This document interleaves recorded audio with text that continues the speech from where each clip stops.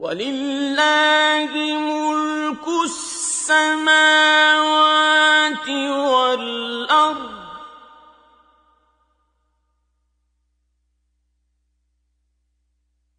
وَاللَّهُ عَلَى كُلِّ شَيْءٍ قَدِيرٌ۔ زمین اور آسمان کا مالک اللہ ہی ہے اور اس کی قدرت سب پر حاوی ہے۔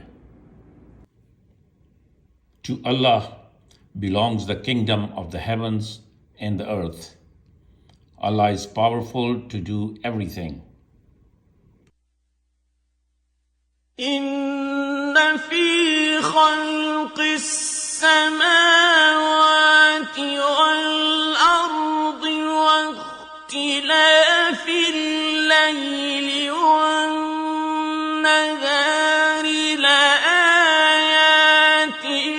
لِأُولِي الْأَلْبَابِ۔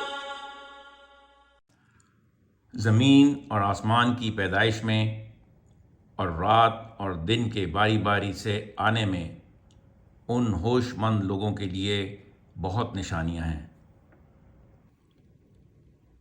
Surely in the creation of the heavens and the earth and the alteration of night and day there are signs for the people of wisdom.